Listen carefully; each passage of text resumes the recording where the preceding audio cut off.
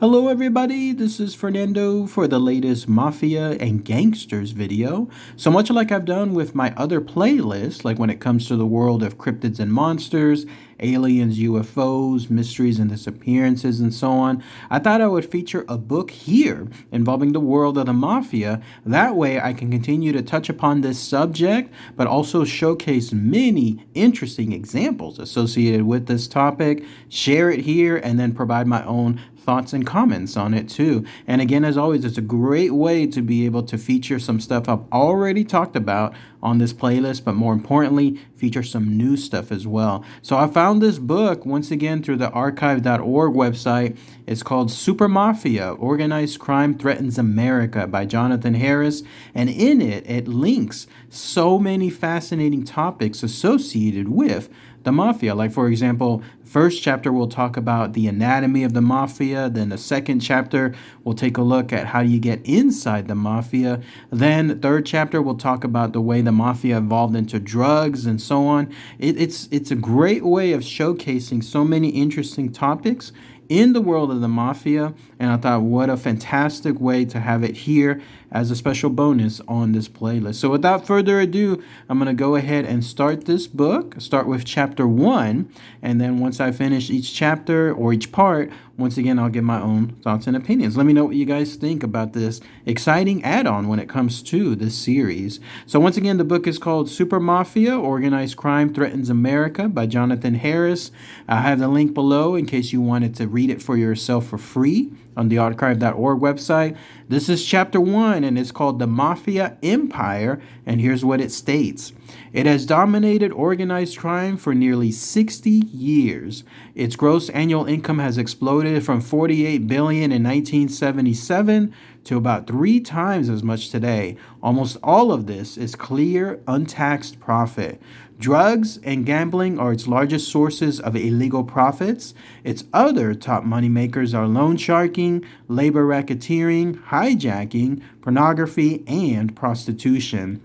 It is infiltrating legitimate businesses at a massive rate, raking in untold billions and threatening the stability of the U.S. economy. In the late 1950s, the mob's financial wizard, Meyer Lansky, uttered a famous and probably truthful boast. We're bigger than U.S. Steel.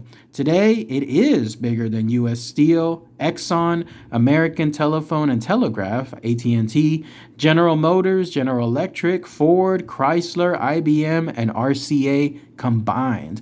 It has corrupted police departments, prosecutors' offices, local, state, and federal officials.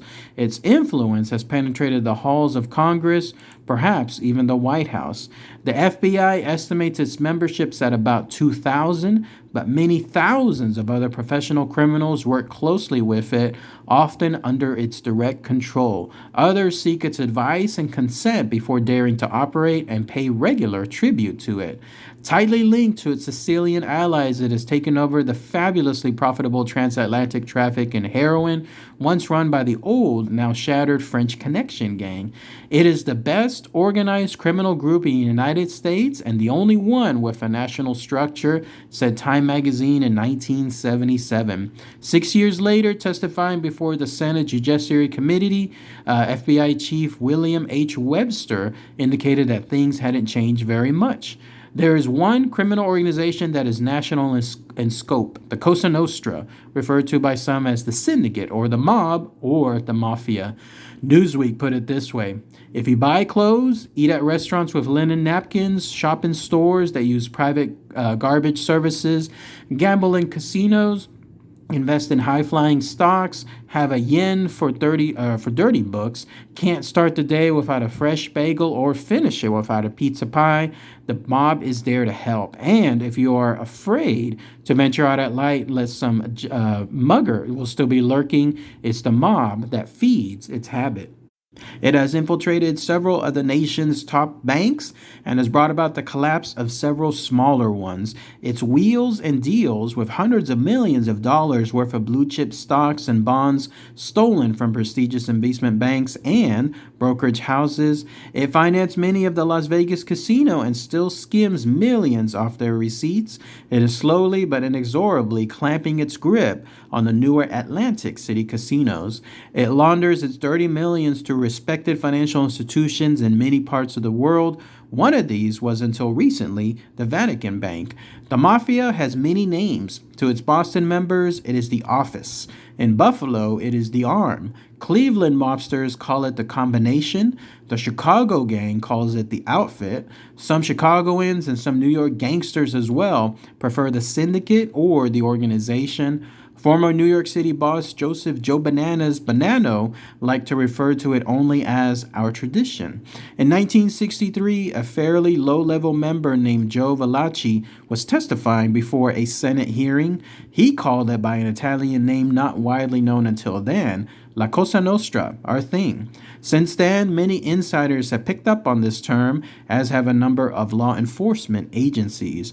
But whatever the name its own people use, and no matter how they avoid calling it by its real name, the true designation always remains the same: Mafia. But what exactly is the Mafia?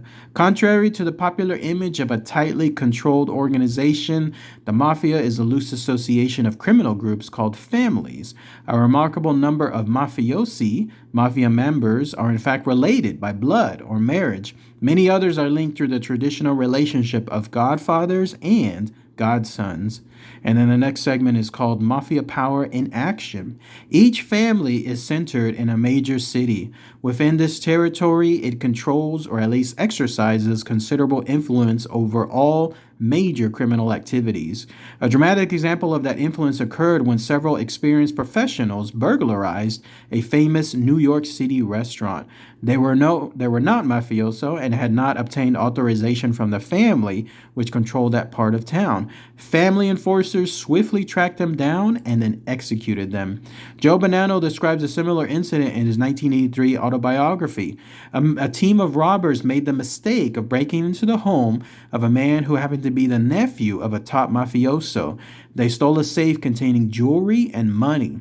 The mob wasted no time in discovering who they were. The thieves, although Italian, were not associated in any way with the families. Representatives of the mob first tried to negotiate with the thieves. The thieves made another mistake. They laughed at the mobsters and refused to negotiate. Bonanno relates their fate. The identity of thieves was passed on to all the families in New York. It was each member's responsibility to take action if he spotted any of them. No incentive, monetary or otherwise, was offered to bring the thieves to justice, but justice was done. In another case, a thief had swindled $500,000 from a large Brooklyn department store. He then had a phone conversation with a mafia enforcer, which was secretly taped by the authorities. The thief complained about having to hand over a sizable chunk of his take to the mob, which hadn't done anything to earn it. The mafioso reminded him that the store was in mafia territory. You worked hard and earned a lot of money. Now you got to pay your taxes on it. Why? Because we let you do it. We're the government. New York City is by far the most important mafia base. So enormous are the opportunities in New York that it accommodates 5 families. They have always been the wealthiest and most powerful and remain so today. The New York families make up nearly half of the mafia's total membership, about 900 members. Each of the other centers is run by a single family: Boston, Providence, Philadelphia, Buffalo, Pittsburgh, Tampa, New Orleans, Chicago, Cleveland, Detroit, Kansas City, St. Louis, San Jose, San Francisco, Los Angeles, Dallas, Tucson. New Jersey has its own family, but it shares power with the New York and Philadelphia groups. By carefully negotiated agreement, 2 cities have been designated open cities: Miami and Las Vegas. Theoretically, this would seem to mean that all the families have equal rights in them. Actually, Las Vegas is dominated by the Chicago and Kansas City's mobs, with some New York and Los Angeles influence. Miami was once a mafia stronghold. Today, its control has been seriously challenged by the fast-rising, extremely violent Latin American gangs, particularly the Cubans and Colombians. And then the next segment is called Anatomy of the Mafia. Mafia membership is strictly limited to men of Italian, mostly Sicilian, descent. The mafiosi often work closely, however, with criminals from other ethnic groups. Those include blacks, Hispanics, Jews, Irish, Asians, and then white Anglo-Saxon Protestants. Each family is headed by a capo, a boss. backed by a sottocapo, underboss. They are advised by a consigliere, counselor, usually an older member, who may be semi-retired but is respected for his experience and judgment. Each smaller group operating within the family is run by a capo regime, a captain. Lowest ranking of all are the men who do most of the dirty work and reap the smallest rewards, the soldati, literally soldiers, but sometimes known as the button men. It is these smaller groups that actually run the rackets and plan and commit the crimes. Each group, and in some cases each soldier, must hustle for its own profits, for the organization seldom pays regular wages or salaries. Money in the mafia flows mainly upward. The soldier pays a cut of the take to his captain, who passes a part of it in the form of a tribute to his boss, and so on. Some soldiers run illicit enterprises of their own, such as high-stakes card or dice games, loan sharking, bookmaking, smuggling, or drug dealing. Others are professional bank robbers, thieves, or fences, receivers of stolen goods. Often a soldier will have non-members working for him, taking the bets, driving the trucks, answering telephones, pushing drugs on the street. But whatever he does and however big his scam or racket is, he pays for the privilege of doing business. A mafia soldier usually refers to another insider as a made guy or wise guy. They tend to avoid the word mafioso.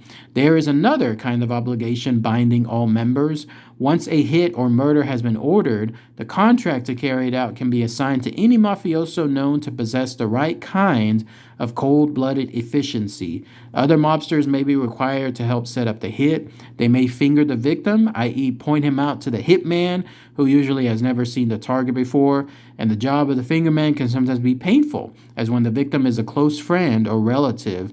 Mob law has higher priority than even the closest kinship. There is no one godfather, no capo di tutti capi, i.e. boss of all bosses. Instead, there is a commission or ruling council. It comprises the heads of the most important families. The number of its members varies, reflecting unpredictable shifts in the wealth, power, and status of the gangs. All commission members are supposedly equal. One or another of them may at times attain an unusual degree of respect, however, so that the others sometimes tend to defer to him. But because of so much power and wealth that is concentrated in New York City, its five bosses are always included in the commission. Their judgments usually carry considerable weight, but even the most respected members are regarded only as a first among equals, never as supreme chieftains whose word is law throughout the entire organization. And let's go ahead and let's pause it here. That way it'll give a good chance to go over this part one. And again, give you a good idea of essentially what the book is about. So what do you guys think? At least with regards to this chapter one, the Mafia Empire, and then some of the segments like Mafia Power in Action, and then the other one, Anatomy of the Mafia. You can see this is a book that's going to go into heavy detail about the world of the Mafia. I mean, it almost reads like a textbook, like something you would find in school when it comes to that. And then some of the other chapters, as I mentioned earlier, will go into even more further fascinating detail, like how to enter the mafia if you wanted to, or how the mafia took over casinos, or how the mafia was able to infiltrate into drugs as well. So each chapter will present a wealth of information, each chapter having segments associated within the chapter, and all of that will be very, very rich detail that I can't wait to talk about here. Here is, at least for the first part, there's a little bit to talk about. It's mainly just about the creation of the mafia, like what it stands for, some of the different segments associated with it, the level rankings as well. And then we're just about to finish here with this segment associated with how there's no one godfather, but there's still ruling families. And then each one has supposedly an equal power. So fascinating stuff. Let me know what you guys think. Post it in the comments below if you want me to feature more about this book, or let me know what your thoughts are about doing this playlist within this series. I'd love to hear what those are too. All right, everybody. Thanks, and as always, take care. Bye.